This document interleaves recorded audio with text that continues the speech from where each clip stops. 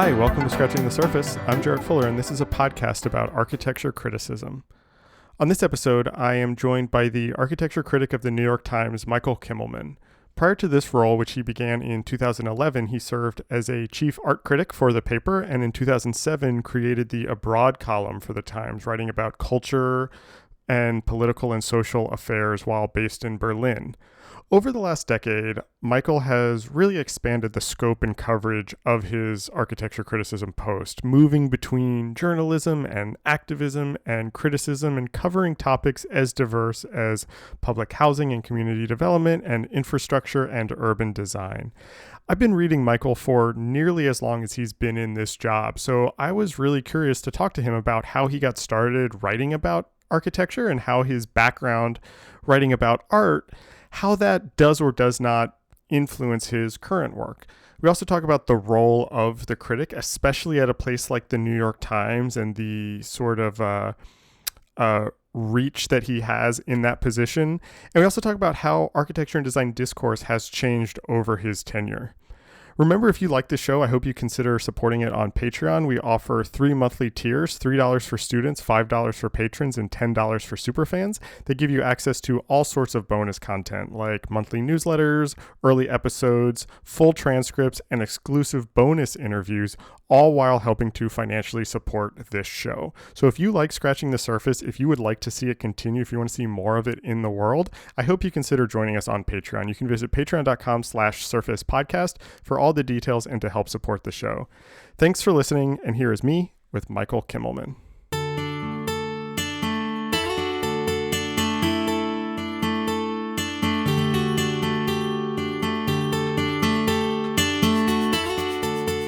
I'm going to begin this conversation when you became the architecture critic at the New York Times in 2011. I'd like to talk about the work that you did before, but I think it's interesting to start there. And when I was preparing for this, I found an article that The Observer published about your appointment. And it basically was a bunch of bloggers and commenters who were complaining about your appointment and how this signaled the end of architecture criticism. The New York Times doesn't, take architecture criticism seriously. And I bring this up not to make you feel bad or to remind you of of that. I realized this was like the height of blogging where everybody had an opinion. But what struck me was how dated that article felt, and how you kind of have proven wrong a lot of these ideas around what it means to write about architecture and how the New York Times treats architecture writing. But it got me thinking about how that appointment happened. Was this a job that you were after? Were you trying to become the architecture critic? Was this a goal of yours, or how did through these circumstances did you become the architecture critic? Well, first of all, I understand that reaction from people at that time because, look, I had not been writing about architecture for the Times. I'd been doing other things, and more than that, I had for many years been the art critic of the Times. And so I think that there was a concern that I not only wasn't I had early in my life been writing and editing a magazine called ID, and I'd been the architecture critic of before, but this was not my Times life. So I think there was a concern, partly because at that moment, especially, there was, I think, within the sort of architectural universe, a concern that architecture had increasingly come to be talked about as if it were a sort of branch of sculpture, and that if they were going to appoint the art critic as the architecture critic, then this seemed even more sort of detached from really the not just reality, but also the true sort of complexity and importance of architecture. So I got that. I mean, it of course had nothing to do with my intentions and my and why I took the job, but I had been. So I don't know where exactly to begin, but effectively I had fallen into my job as an art critic when I was at the Times when I was very young, and never quite intending to be the art critic. And was for a long time sort of finding ways to write, not to write around that job, but to expand both Mm.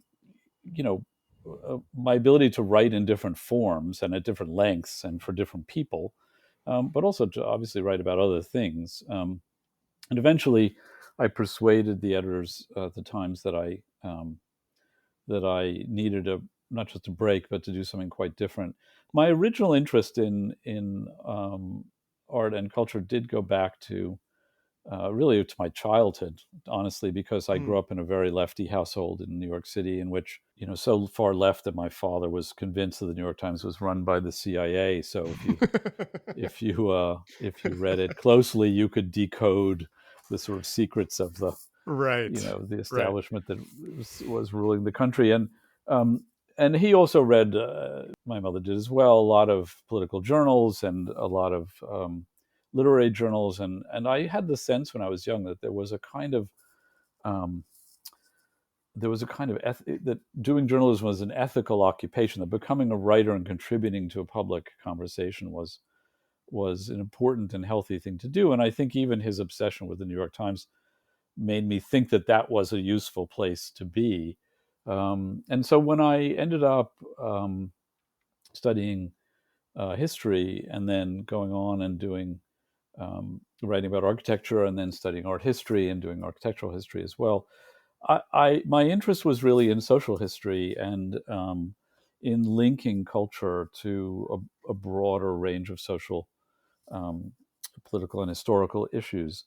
So, I felt that when I was pushing against my job as the art critic, which of course was an enormous privilege and pleasure in all sorts of ways. I mean, I never took it for granted or wasn't grateful, but still, when I pushed against it, my feelings were that there were other things to write about as a big world, and in some ways, I didn't want to be lost in the bubble of the art world, which I never felt was really my home. So I went to Europe. This is what I persuaded my bosses, that I would go to Europe, base myself there, and write from there broadly, including in the Middle East and other places, about the intersection of culture with politics and social affairs. Um, and that was just a dream. It was a wonderful job. Um, and I did that for a while and would have continued to do it, and even contemplated moving to Asia to do it. Oh, But interesting. which was um, which added layers of complication, really, for geographical reasons. It's just so big that doing stories created a whole other set of challenges in Europe and the Middle East. But I got a call from the editor of that department that runs the culture department is called at the Times, and asking, and also from the executive editor of the Times, if I would be interested in being the architecture critic. It was not something I had sought. It wasn't ever something that I had asked to do. And though I'd been interested in it and was happy to have an opportunity to write about architecture, but I came out of the blue. The reason that I um, said yes to that and decided, it partly was personal. My family, my wife was, and our children were sort of ready to come back age wise. Yeah. It Yeah. just made sense. But also because I felt, to get back to my original point about your bloggers and that article that you're referring to, that there are certain moments in public conversations when um, there one sees this in all fields of study, but it's certainly true in areas of cultural study, that there are times when certain lines of criticism or theory or whatever sort of begin to run aground, and the pendulum swings again, um, and so that there's an appetite and a possibility, really, of having another conversation. And I felt that the kinds of things that I would want to do, and that I could do in this job from this incredibly privileged position that I'm that I hold, is to sort of shift the conversation, to open up other ways of talking about the field. Um, and not just the field of architecture, but opening up architecture and the Hmm. conversation around it Right. to much broader issues. I think, you know, had I had I been offered this same position years earlier, I'm not sure there would have been that same appetite or Oh, possibility. interesting. Timing is important, I think. So I mean, you know, the sort of funny part of your you're digging up that thing is, while I totally understand what the fear was, not only did I share the concerns that those people had, but of course I ended up doing, I would say, almost 180 degrees the Right. opposite of what Right. was anticipated. Right. Even though I was trained as and am in love with and interested in all the formal and material aspects of architecture and architectural criticism that are traditionally part of the job. I felt that there was a larger um, conversation to be had. So that's really what happened there. Yeah, and I mean, like I said, that's why I brought that piece up, is because I also can understand those fears also, but I see it the opposite way, where you did kind of go in the other direction. And the reason I asked about whether you were interested in this job, or kind of going after this job, is you mentioned in just now that you became an art critic sort of by accident. You kind of fell into that. And in all the interviews and things I read to prepare for this, I've heard you say versions of that before, but you never said that about this job, your current job.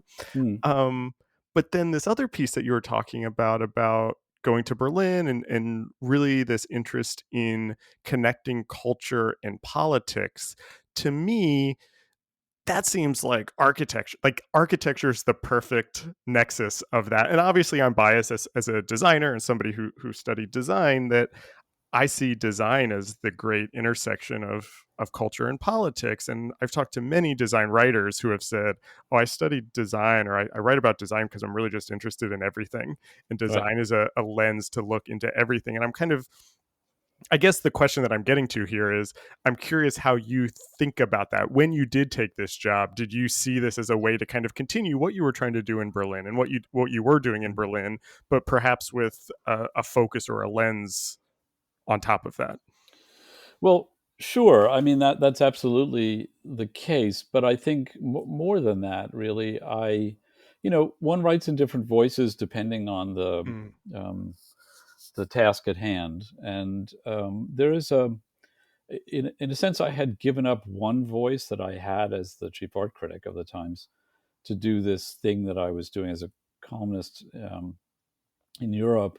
And there is a kind of opportunity to write in a certain voice and in a certain way, to actually function as an advocate and an activist, sometimes even as a critic, especially in this field, that I think was the thing that also drew me to it. But on two other ways, I think fundamentally the job um, is very special and very important, and for the reasons you touch on. One is that if I think if you do the job properly, you write, as it were, from the level of the curb and the level of 30,000 feet. So you have to write, you know, thoughtfully about what's happening, on with the way buildings actually work, and the way streets work and neighborhoods work, and sometimes literally what's happening on the curb.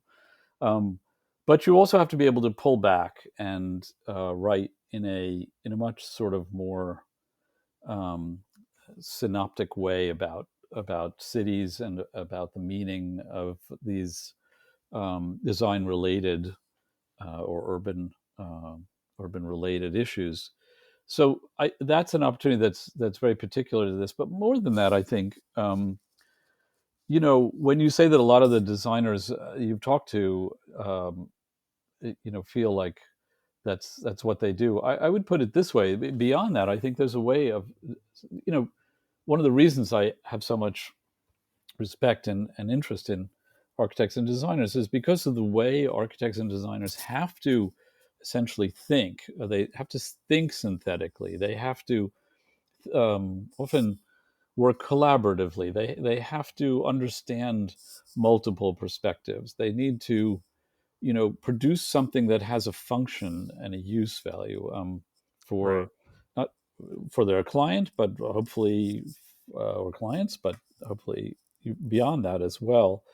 And that kind of thinking, I think, is also at the heart of really good criticism, and it's what is needed to have a healthy public conversation Mm. about how we build things, including not just buildings or design things, not just Right. Yeah. magazines, but also cities and societies. I want to talk about that more in a second, but I want to go back to something that you said earlier about how kind of culture or the discourse can sometimes have these sort of radical swings, or the Mm. pendulum can kind of move in different directions. And I think, when you were an art critic, you really kind of championed looking at artists who are outside of, all the artists that you would expect in the New York Times. And I think you've continued that with your role as architecture critic, and really kind of cast a wide net in what you write about. And I'm curious how you think about that, knowing that your job is to be the architecture critic at the New York Times, in a position that has only been held by a few people who, some more controversial than others. Mm-hmm. um, how you thought about where you wanted to kind of continue work that your predecessors had started, and then where you thought you could bring something different. Yeah, I mean, listen, I in different ways admire all my predecessors, and I grew up reading Ada Louise, Yeah. and I admire her work now, and I admire her for all sorts of reasons, and was very um, grateful and honored to become her friend, and to have her support. So, I'm not reinventing the wheel. I think Ada Louise did a lot of invention, and not just Ada Louise, of course. Um, yeah, I mean, I think you asking really a couple of separate questions, but one of them is about how one uses the pulpit of the Times or Mm. let's say, to mix metaphors, turns the spotlight onto one or another person or project or thing, because it's a pretty powerful instrument, that Hmm. spotlight. Yeah. Yeah. Um, and I think it was very useful to me to have gone through those years learning um, how to use the instrument of the Times constructively and Mm. and thoughtfully, I hope, as an art critic, because that there's a couple of issues here. One is what I might personally like or dislike, my taste in something. I learned partly as an art critic too that uh, it's a it's a great thing to keep an open mind, because your tastes will change. They Right. should, if you have any sense of self-preservation, or just if you keep an open eye. And so one's taste at that moment is not necessarily interesting. It's the articulation of why something is Right. important Yeah. that is really the job of the critic, I think. And so uh, and more than that, it's a question of um, what questions are being answered by the project that you are focusing on, or the person you are focusing on. If you change the list of questions, Hmm. and change the priorities, therefore, you will get a different set of people or projects than you would if the questions were different. Hmm. There are certain questions to which the answer is going to be Frank Gehry and Zaha Hadid. Right. There are a Right. bunch of questions to which the answers will be a whole different set of people who only almost incidentally share a professional Hmm. Hmm. affiliation with Zaha and Frank Gehry. And so, I think for me, it was really a question of asking different questions, trying to give that spotlight to people and issues who would be able to, which I'm sorry for the long-winded answer, but I think what's key here is that in so doing, one is suggesting that this is important. I think Right. people want, it sounds simple, but people want to understand what it is that the priorities should be. So if you dignify something like, let's say, the quality of public housing, Hmm. or civic architecture, or landscape design, Hmm. or I mean, it's an endless list of things.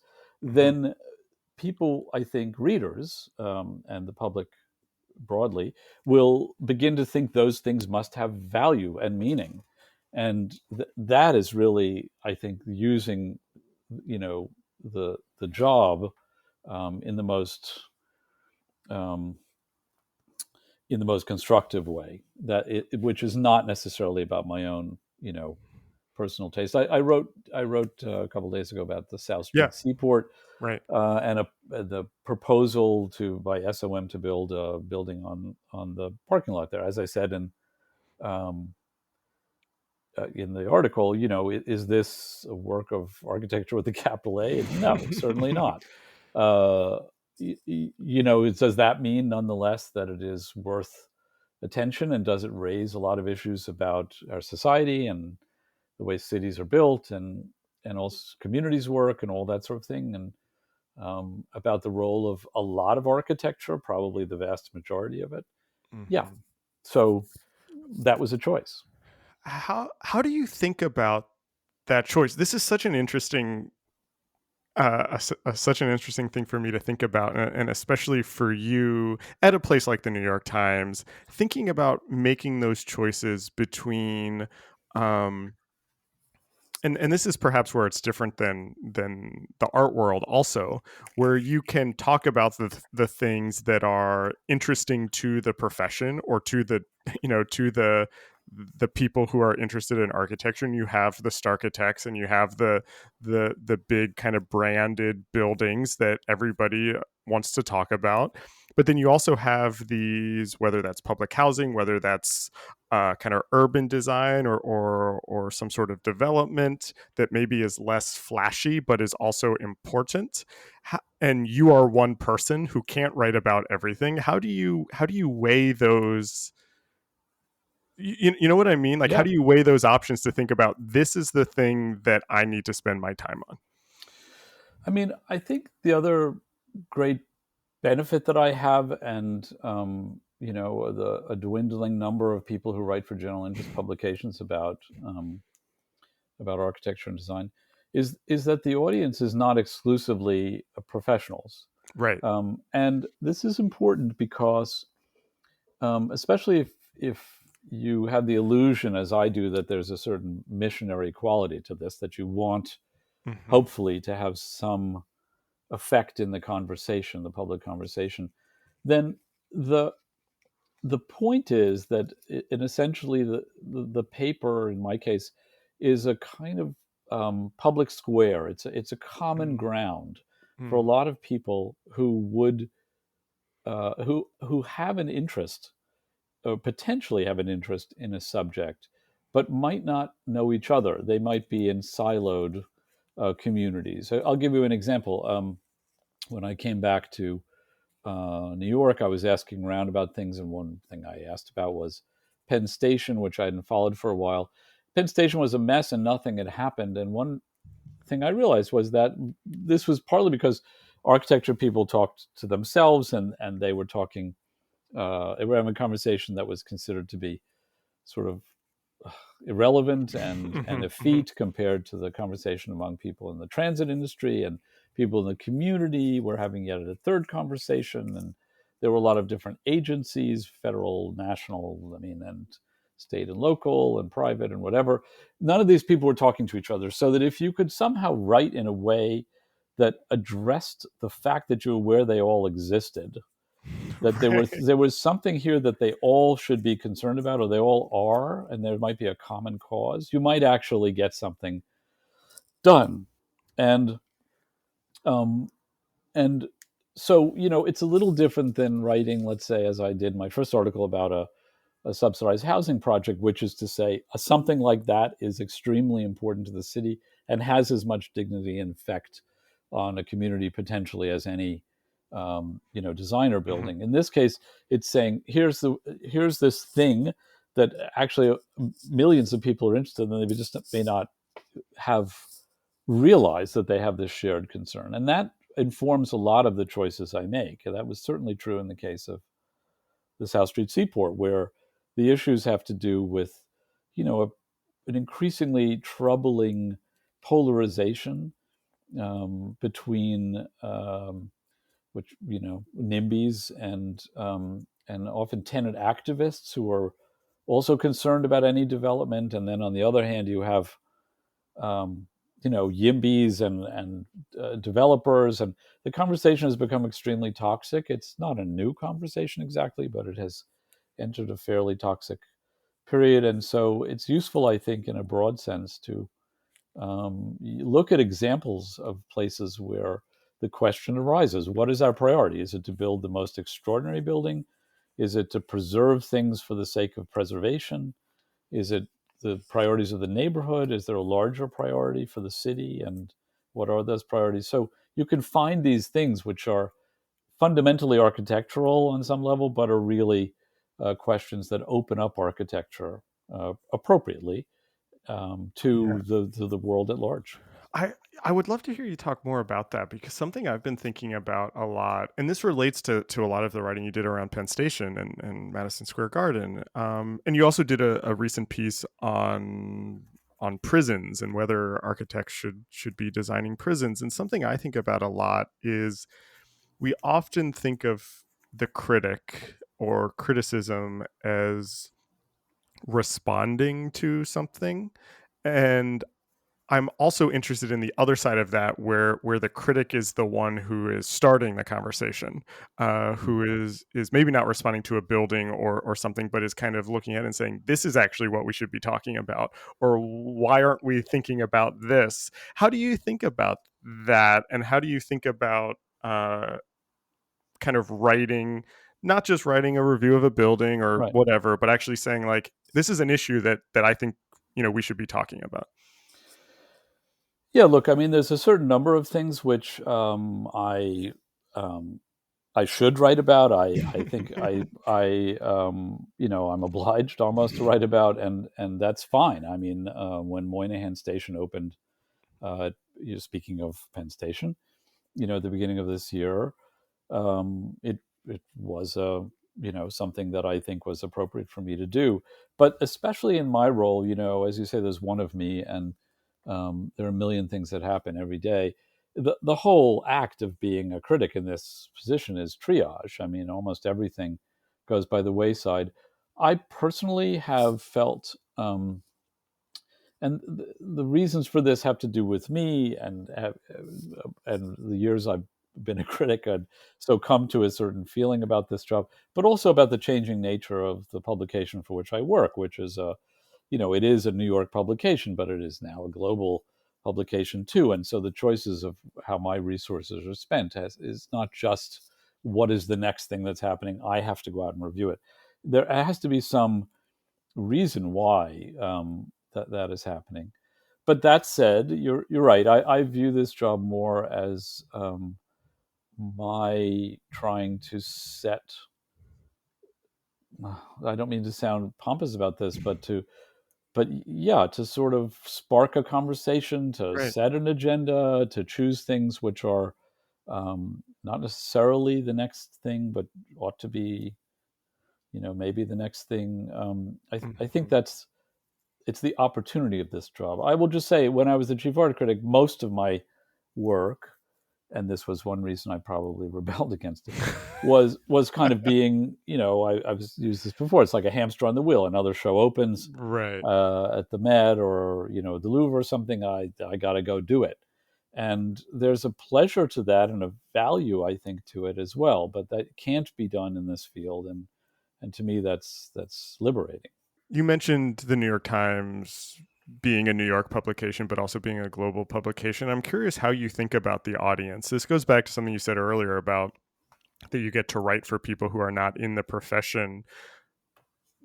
Do you have a sense, do you have an audience that you're thinking about when you're writing, especially when you're writing about something international, or something where maybe a large percentage of the, I shouldn't assume when I say this, maybe you're writing about a building that a large percentage of your readership will not see, or versus something in New York where perhaps they are? How do you think about who you're writing for? Yeah, it's an interesting and complicated question. I think it's fair to say that overwhelmingly the readers uh, will never see the thing that I'm writing about. Mm, And I've done a lot of reporting from around the world, and so much of what I've done has not been for the particular local audience. right. Um, Yeah, I mean, I think what you're writing for in general, look, it varies. The Seaport, I hate to keep coming back to this one thing, Yeah, but no, it I just get it. is a day ago. I mean, obviously, there's a local audience for that, but it's my job, I think, to quite local, but it's my job to write about it in a way that somehow pertains to other places, and therefore to readers who might be in other places and read this and feel there's a relevance Hmm. for them about this too. And then to write about it, you know, broadly and clearly enough, and hopefully interestingly well enough that an audience quite far afield will be attracted to it. It's hard to give you a very specific answer because it depends on the circumstance.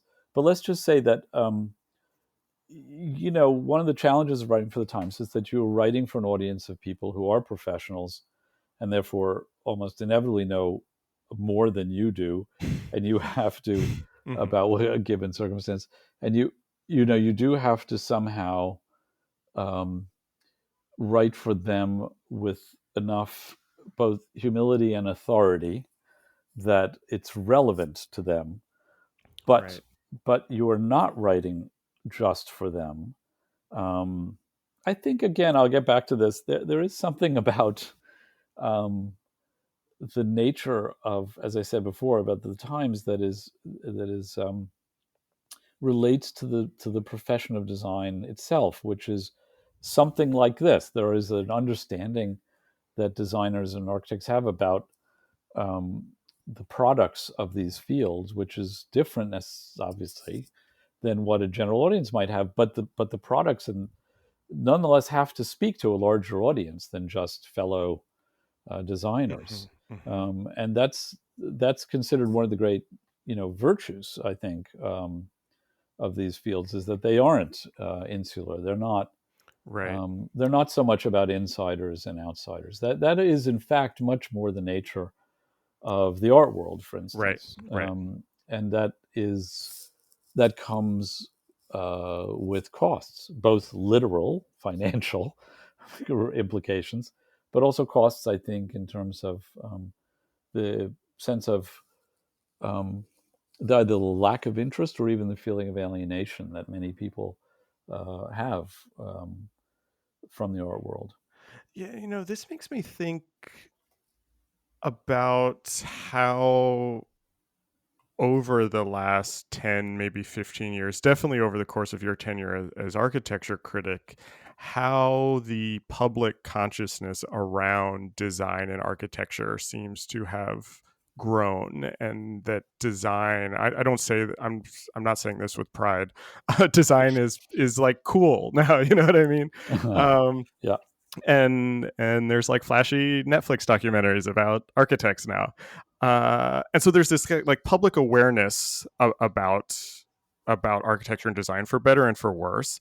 There's also, over the course of your tenure, we've seen the rise of social media, and how Instagram, and I just read something yesterday about how TikTok and architecture intersect. uh, we've seen that change over the last 10 years. How, on your end, has your job changed since you became architecture critic to now? What other big changes have there been, whether that's in process, whether that's in subject matter, whether that's in just the discourse itself? Let me begin by saying I think obviously the explosion of social media and other and various platforms has been a challenge for traditional journalism, but also offered a plethora of new opportunities, and particularly for me at the Times, it has been incredibly exciting and liberating to work with teams of digital graphics Mm. wizards, Mm-hmm. um, who I've done a lot of projects with, Yeah. because there are so many different ways to tell a story now and for people to absorb it, and those ways often are much more true to the ways in which people experience architecture and design. Right. Right. So there's a that has been really a huge change, and of course most of our readers are online, and so our focus is on on a digital audience. I'm happy with that. I think because that audience has access to us in every corner of the world. I Right. should just say very um, quickly that the new endeavor I'm undertaking, I've raised money and I'm starting a nonprofit at the New York Times called Headway, Right. which is focused on large scale global problems, and it will exist outside the paywall of the Times, because Mm. I thought, if we do have this extraordinary instrument of the platform of the Times, we should be able to reach beyond subscribers if we're going to try to have healthy, constructive conversations around big challenges globally. And we can do that now. So Right. if somebody has just internet access, they, in theory, will have access to Headway. Um, but I think you're right that there probably is a wider audience for design than there has ever been. I was trying to remember when Gary Husford, with whom I've done projects, made that film called Helvetica. Oh yeah, that was 2007. Yeah, when you I mentioned think Netflix, 2007, 2008. Yeah. there you go. So, there's been films about design Right. going back there, but the Right. but I think if you talk to a lot of, and you have talked to many, I'm sure there are a lot of, one of the tropes of all forms of criticism is that criticism is dying and being Right. abandoned. And Right. this is true in art, it's true in music, it's true in film, it's true in. I don't mean to diminish the significance of that, and the meaning of the jobs, and it's all that's right. But on the other hand, of course, it's also true, and I think that's what you're Right. saying, that there is a proliferation of places in which Mm-hmm. people can do stuff. And Mm-hmm. on the whole, I think that's you know just just fantastic. Yeah, I It agree. it has created a much more robust, chaotic but more robust conversation than when it was just Ada Louise, basically. Mm-hmm. So Yeah. Yeah, I mean, I agree with that. I also, have been guilty, I will admit, of talking about criticism dying, or that design criticism or architecture criticism's heyday is behind us. But I've really come to disavow that yeah, that feeling, and feel like in some ways it's more vibrant than it's ever been for all of these things that you're talking about. And it's interesting to think about how that has perhaps opened up the conversation to more people. And we mentioned like Starkitects, or and Frank Gehry before, and I think in some ways this bigger conversation has allowed us to move past that conversation, yeah, where we are starting to kind of talk about it and what it actually means for us to live in these environments, instead of to go all the way back to the beginning of the conversation, just thinking about them as sculptural objects. right. Yeah, listen, I need to hasten to add that from my extraordinarily privileged position, I do not want to make it seem like the genuine challenges that exist for people who want to do this for a living are not very real, and I Right. totally understand. And this is a serious and big issue. How can we have how can we promote really good criticism? I would say that there are just so many interesting people out there writing about architecture that Mm-hmm. whether or not some newspapers have given up and magazines too have given up on general interest magazines on architecture critics. Yeah. Nonetheless, there are quite a lot of people I admire out there who are doing this regularly. Um, yeah, I mean, I think that the question always is for those of us who do this is, um, what is your like purpose here? Who are you writing for? Hmm. And the proliferation of different platforms has allowed people to choose, and I think that's a good thing. I do think that architecture, and here I'll sort of flip. I do think that architecture still needs, for general architecture and design too, in general, needs to overcome a public sense that it is a occupation by and for Yeah. and talked about only among the privileged few. And that is partly the role that I have tried to assume for Mm. myself, to make people understand that it's central to our conversation, um, about our society and society at large and the climate and so forth. Uh, and so are other people doing that as well. Hmm. But I think that is incumbent upon those people who care about these things, to realize that this is an uphill struggle, because there is a built-in sense that this is a largely white, privileged, rich person's enclave. Right. So how can we broaden the conversation to make people understand that it's actually central to their own lives? Exactly. I talked to Justin Davidson probably a year and a half ago at New York Magazine, and he said something interesting that I think you would probably relate to and agree with. You can write about music or art or a book, and that's easy to ignore. You cannot listen to the music, you cannot go to the show, but architecture for a lot of us, you can't ignore that. You can't many of these things, we're just so affected by that we have to kind of be engaged with them, and that is the role of the critic then, is to help not explain, or I guess kind of explain, but also to help understand and talk about why all of these decisions matter. Right. Yeah. I mean, I think that's true. There's a funny paradox, because, of course, a lot of people feel that the restaurant critic, the film critic, or the music critic, or whatever, are going to have a much more direct and Right. tangible impact. But I actually think, that the role of the architecture critic, and those of us who write it more broadly about design, is much more, is much weightier. Right. First of all, it can have an impact on the progress of ongoing projects, and political decisions. Um, but more than that, it is a sort of about the way in which we the world we build, the world we are building to Yeah. live in. And people, I think, this is what I guess I'd add to what you say that Justin said. People don't necessarily consciously realize the extent to which this is embedded in their daily lives.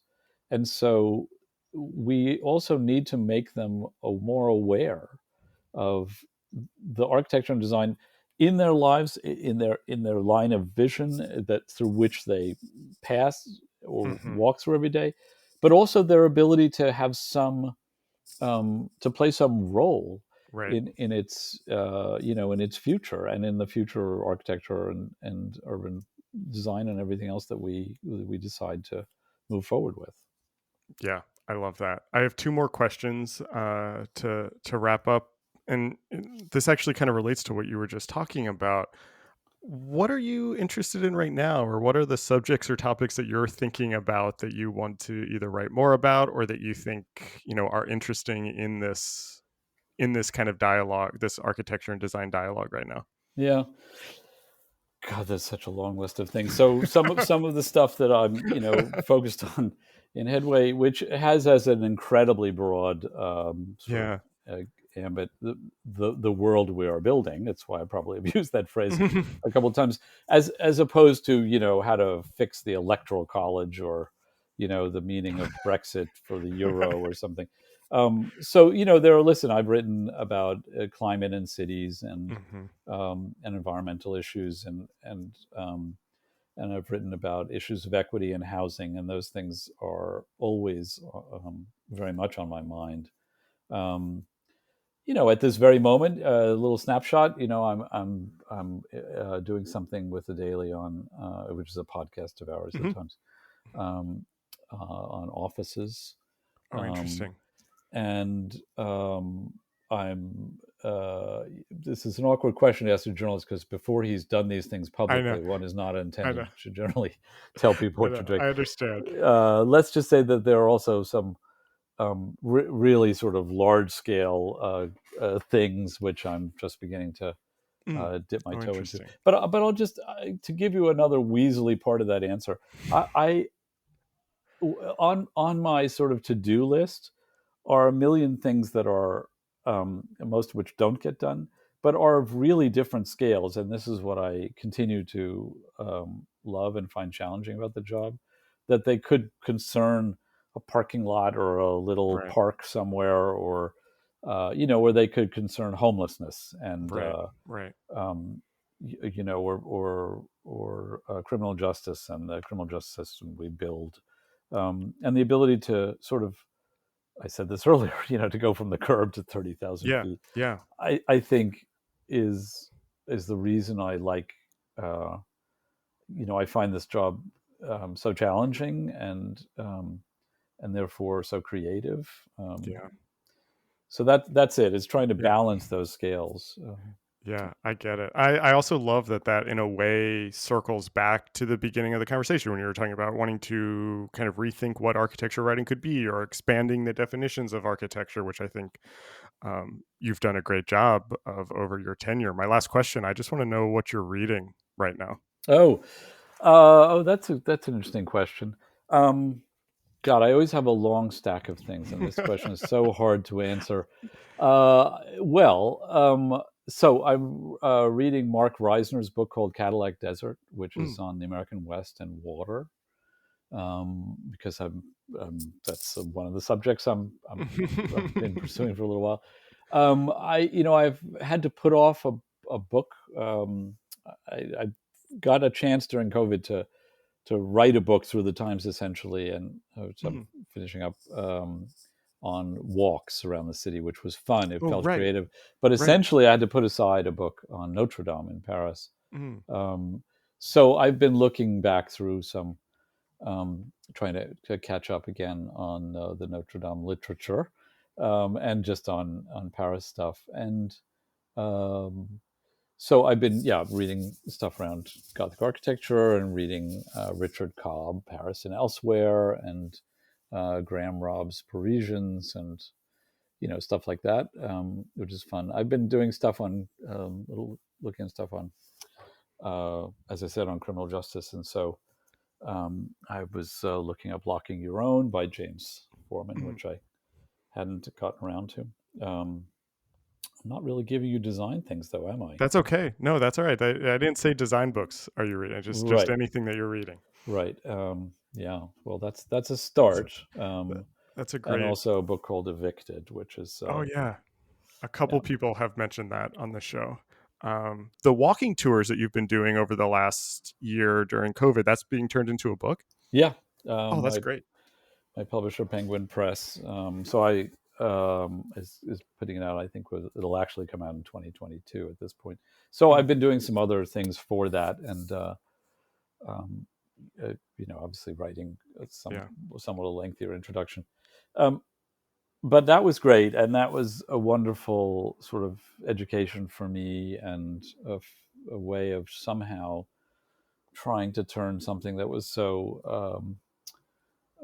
not just obviously frightening, but also such a challenge for all of us, Hmm. whose normal way of doing work was interrupted, to try to Hmm.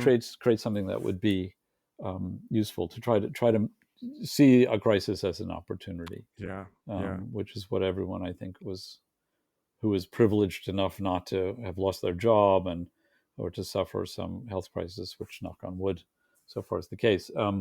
You know, had this. How do you make this an opportunity to do something? And Yeah. that was my little modest contribution.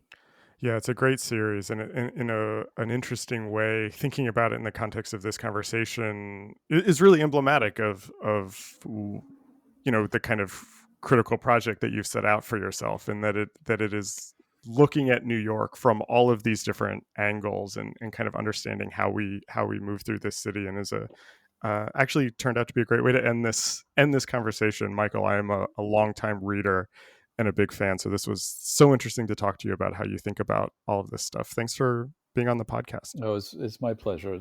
Thank you for the kind words. This episode was recorded on April 29th, 2021. Our theme music is by Andy Borgasani. We're on Twitter and Instagram at Surface Podcast. You can support the show on Patreon and find previous episodes wherever you get your podcasts and at scratchingthesurface.fm. Thanks for listening.